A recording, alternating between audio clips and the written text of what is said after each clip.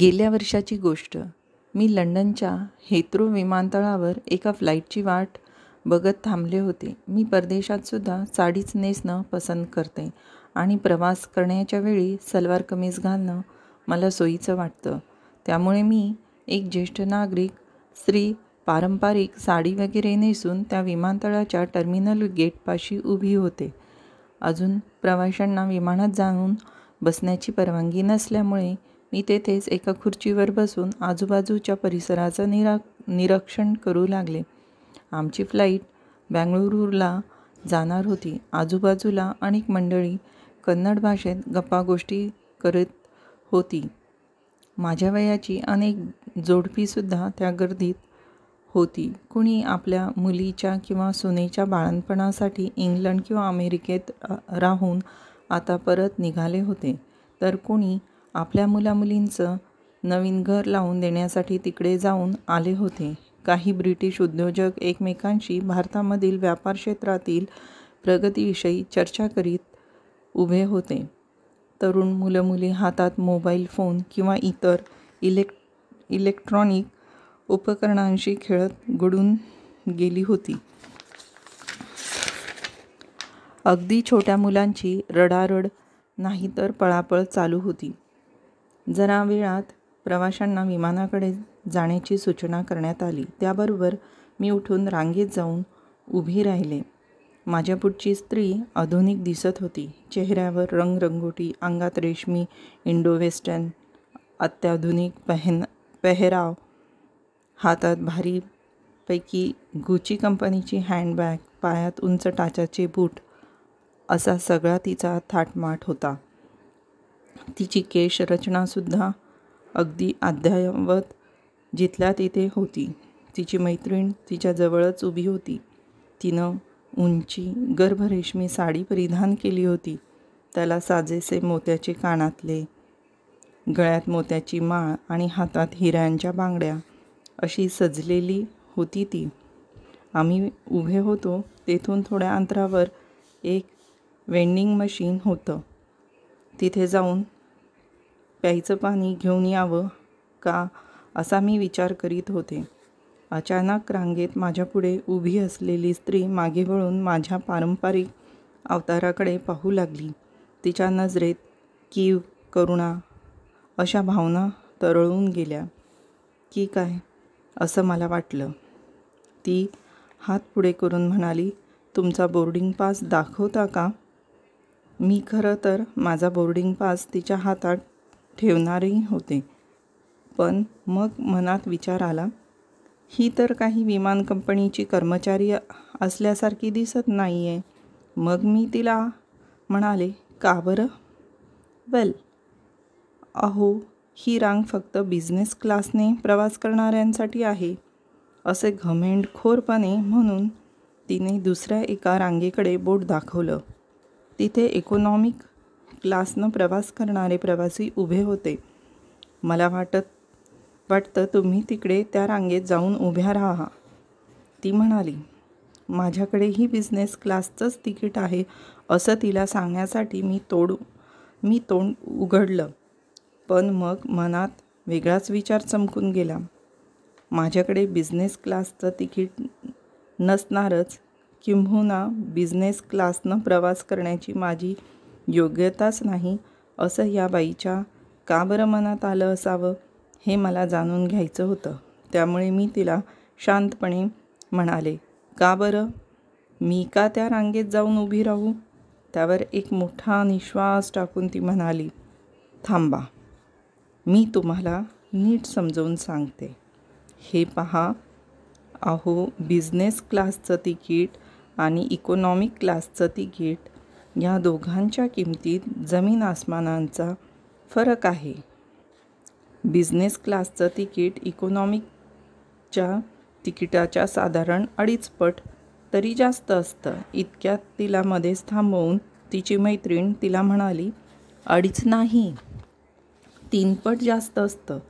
तेच तर, ही पहिली स्त्री म्हणाली. त्यामुळे साहजिक बिझनेस क्लासच्या प्रवाशांना बऱ्याच जास्त सोयीसुविधा पुरवण्यात आलेल्या असतात. अच्छा, मी मुद्दामच काही कळत नसल्याचा आव आणून म्हणाले. कुठल्या कुठल्या सोयी असतात? ती जराशी वैतागून म्हणाली. आम्हाला 2 बॅग्स नेण्याची परवानगी असते, तर तुम्हाला मात्र एकच बॅग नेता येते. शिवाय विमानात शिरण्यासाठी आम्हाला वेगळी रांग असते, कमी गर्दीची रांग. आमच्या सीट्स आम्हाला पुरवण्यात येणारं जेवण कितीतरी पटीने जास्त चांगलं असतं. आमच्या सीट्स मागे पाडल्या की त्यावर आम्ही झोपू शकतो. आम्हाला प्रत्येकाला स्वतंत्र TV स्क्रीन असतो. शिवाय अगदी कमी संख्येने प्रवासी असूनही 4 स्वच्छतागृह असतात. तिची मैत्रीण मध्येच म्हणाली. आमच्या बॅगांना चेक इन करताना प्राधान्य दिलं जातं, त्यामुळे प्रवास संपल्यावर आमचं सामान आमच्या ताब्यात लवकर मिळतं. शिवाय फ्रिक्वेंट फ्लायर कार्डवर आमचे अधिक माईल्स जमा होतात. बरं, आता तुम्हाला या 2 तिकिटामधला फरक नीट समजला ना? मग जा बरं त्या इकॉनॉमीच्या रांगेत जाऊन उभ्या राहा. पण मला नाही तिकडे जायचं, मी म्हणाले.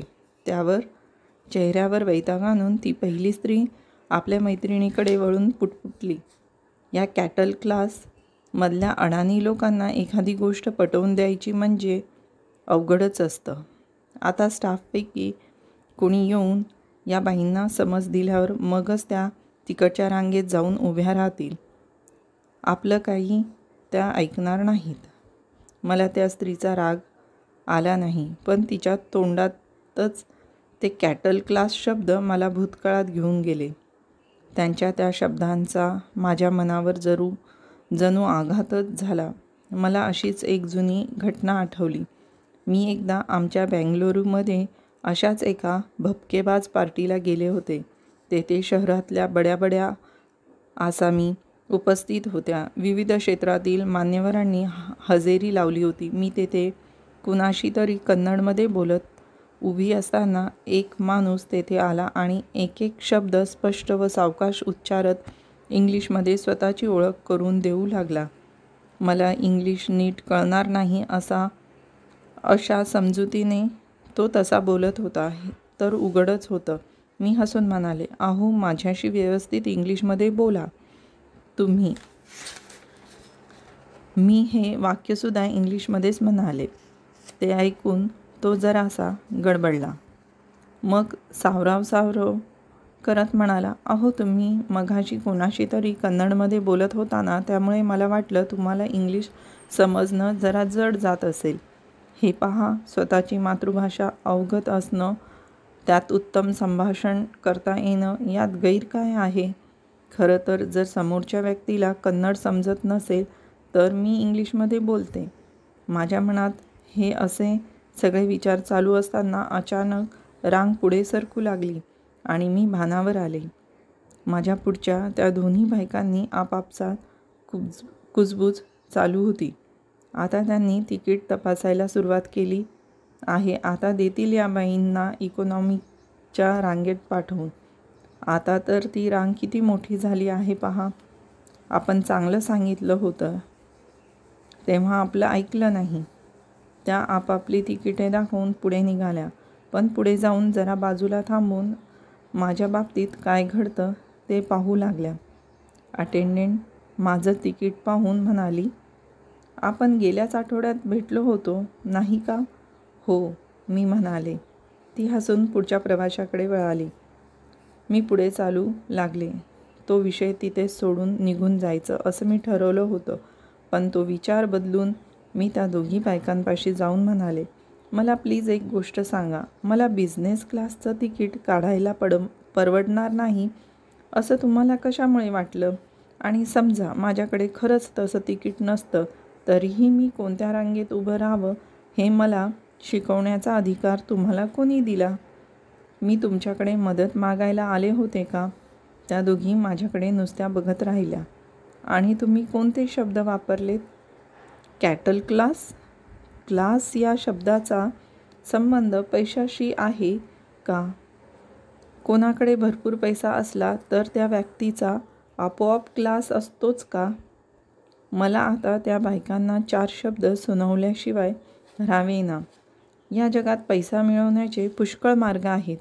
कदाचित कोणत्याही सुखसोयी पैशाने खरेदी करण्या इतक्या तुम्ही श्रीमंत असाल, पण म्हणून काही तुम्हाला क्लास खरेदी करता येणार नाही.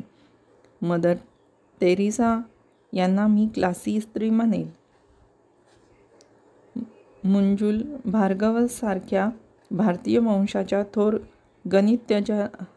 गणितज्ञाला मी क्लासी असे विशेषण लावेन. पण माणसाकडे एकदा पैसा आला की त्याच्याकडे क्लास आपोआप येतो हा विचार फारच जुनाट आहे. मी एवढं बोलून त्यांची प्रतिक्रिया ऐकण्यासाठी तेथे न थांबता पुढे निघून गेले. त्यानंतर सुमारे 8 तासांनी मी मुक्कामाच्या ठिकाणी पोहोचले.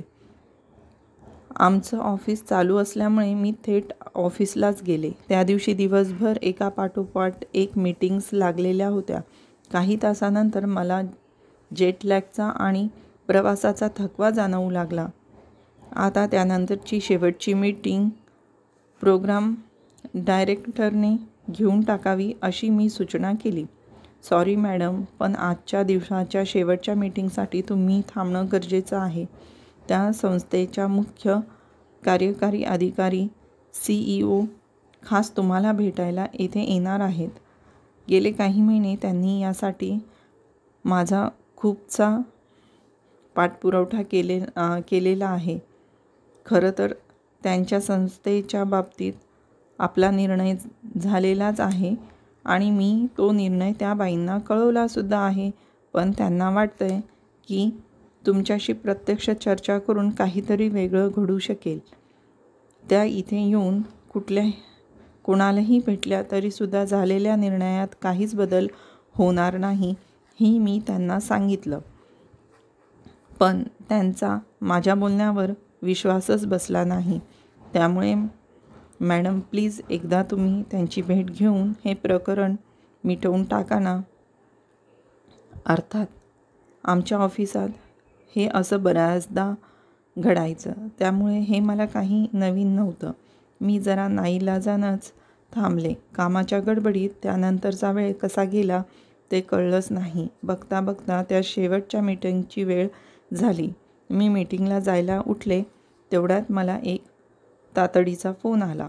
तुम्ही पुढे होऊन मीटिंगला सुरुवात करा, मी प्रोग्राम डायरेक्टरला म्हणाले.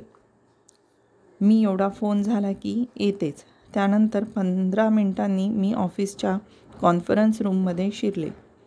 समोर पाहते तर त्या लंडन एअरपोर्टवर भेटलेल्या 2 स्त्रिया इथे प्रेझेंटेशन करत होत्या. आश्चर्याची गोष्ट म्हणजे कालचा तो थाटमाट, तो फॅशनेबल पोशाख गायब होऊन त्याच्या जागी सुती सलवार कमीजने घेतली होती. दुसरीने एक साधीशी खादीची साडी नेसली होती. अगदी आजही समाजसेवा करणाऱ्यांनी हे असलेच कपडे घातले पाहिजे ही मानसिकता दिसून येते. म्हणजे लग्नाला जाणाऱ्या बायकांनी जशा भरजरी गर्भरेशमी साड्या नेसल्याच पाहिजे असा आमच्याकडे पायंडा पडलेला आहे. त्याप्रमाणे समाजसेवेचं काम करणाऱ्यांनी ही अशी शुष्क निरस वस्त्र परिधान करायला हवीत.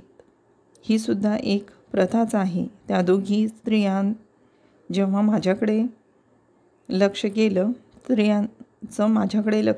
तेव्हा त्या क्षणभर स्तब्ध झाल्या. काय बोलावं ते त्यांना कळेना.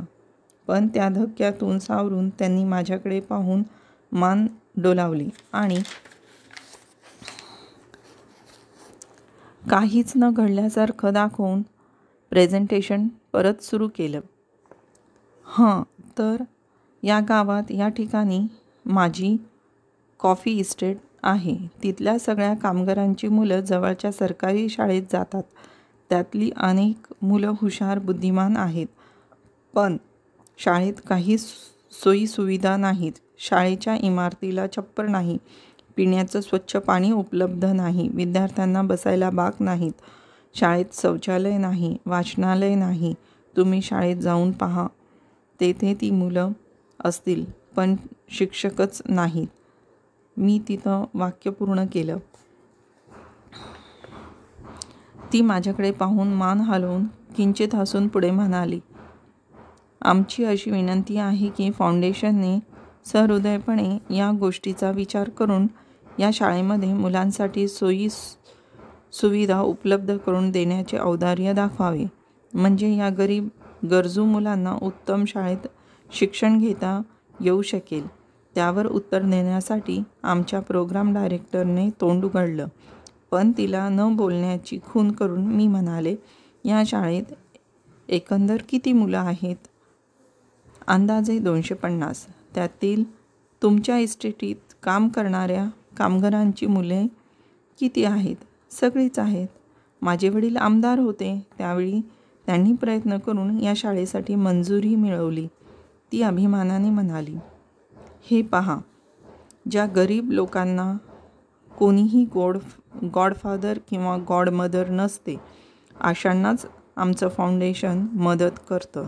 उदाहरणार्थ रस्त्यावर झोपणारा बेघर माणूस किंवा रोजंदारी करून स्वतःच्या कुटुंबाचा निर्वाह करणारा गरीब कामगार, या अशा लोकांवर काही संकट आली तर ते कोणाच्या तोंडाकडे पाहणार?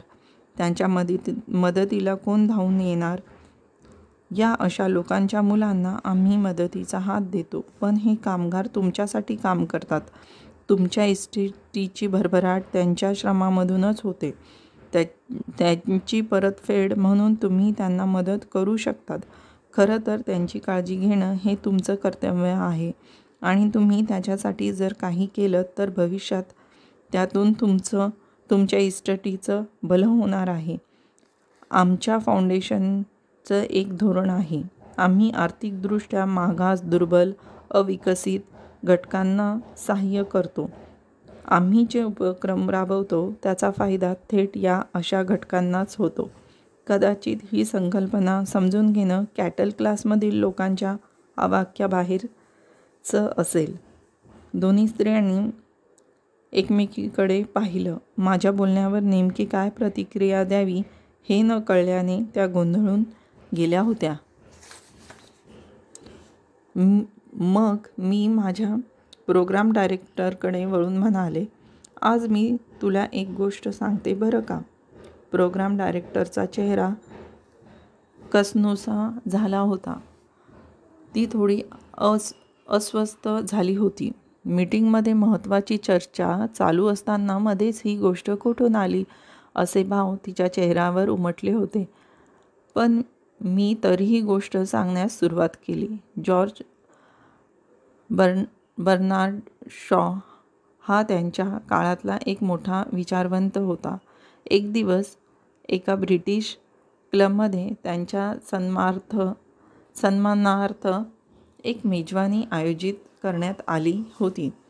क्लबमध्ये प्रवेश करणाऱ्या प्रत्येक माणसानं सूट व टाय परिधान केलाच पाहिजे असा क्लबचा नियम होता.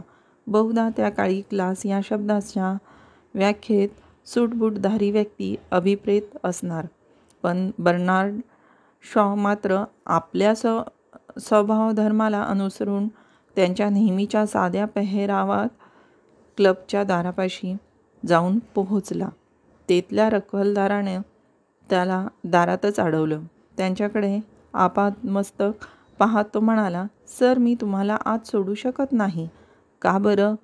कारण या क्लबच्या पोशाखासंबंधीचा नियम तुम्ही पाळलेला नाही.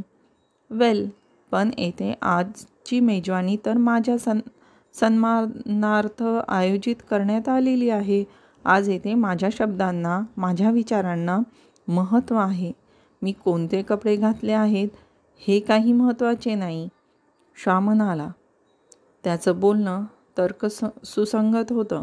सर, ते काहीही जरी असलं तरी तुमच्या अंगात हे असे कपडे असताना मी काही तुम्हाला आत सोडू शकत नाही. शॉ यांनी त्या दरवानाला समजावून सांगण्याचा बराच प्रयत्न केला, पण तो काही ऐकायलाच तयार नव्हता. अखेर नाईलाजाने शॉ घरी परत गेला आणि कपडे बदलून सूट टाय वगैरे घालून तेथे परत आला. जरा वेळानं भाषणाची वेळ आली. प्रेक्षकगृह माणसांनी भरून गेला होता. शॉ बोलायला उठून उभा राहिला. लोक त्याचं भाषण ऐकायला उत्सुक होते. पण त्याने काहीही न बोलता आधी अंगातला कोट आणि टाय काढून व्यासपीठावरील खुर्चीत ठेवला. आज या ठिकाणी मी काहीही बोलणार नाही, तो म्हणाला. श्रोत्यांमध्ये कुजबूज सुरू झाली. त्यांना आश्चर्याचा धक्का बसला होता. श्रोत्यांमध्ये बर्नार्ड शॉच्या ओळखीची काही माणसं बसली होती. त्यांनी त्याला या अशा विचित्र वागण्याचं स्पष्टीकरण मागितलं. मग शॉनं त्यांना जरा वेळपूर्वी क्लबच्या दरवाजापाशी घडलेला प्रसंग सांगितला. तर अखेर मी हा कोट टाय वगैरे घालून परत आल्यावरच मला आत प्रवेश मिळाला. पण खरं सांगू का, माझ्या मनात जी काही विचार प्रक्रिया चालू असते त्यावर माझ्या अंगातल्या कपड्यांचा काहीही परिणाम होत नाही. परंतु तुम्ही सर्वजण या क्लबचे सदस्य आहात. तुमच्या दृष्टीने माझ्या मेंदूपेक्षाही माझ्या अंगातल्या कपड्यांना जास्त महत्त्व आहे असं दिसतंय. तेव्हा आज येथे माझी जागा या कोटला आणि टायलाच घेऊ दे. एवढं बोलून जॉर्ज बर्नार्ड शॉ त्या सभागृहातून निघून गेला. मी उठून उभी राहिली. ही मीटिंग संपली आहे, मी म्हणाले. आम्ही सर्वांनी एकमेकांशी हस्तोंदोलन केलं, एकमेकांचा निरोप घेतला. मी तिथून माझ्या कक्षात परत आले. माझी प्रोग्राम डायरेक्टर माझ्या मागोमाग तेथे आली. त्या शाळेबद्दल तुम्ही जो निर्णय घेतलात तो योग्यच होता, पण त्या गोष्टीचं नक्की काय प्रयोजन होतं आणि नेमकी आत्ताच ती गोष्ट तुम्ही का सांगितली? आणि हो, ते कॅटल क्लास वगैरे काय प्रकार आहे? मला तर त्यातलं काहीच कळलं नाही. तिला असं गोंधळात पडलेलं पाहून मला हसू फुटलं. आज त्या मीटिंगच्या वेळी नेमकं काय घडलं ते कॅटल क्लासमध्ये मोडणाऱ्या लोकांनाच समजेल. जाऊ दे, तू नको त्याचा एवढा विचार करू.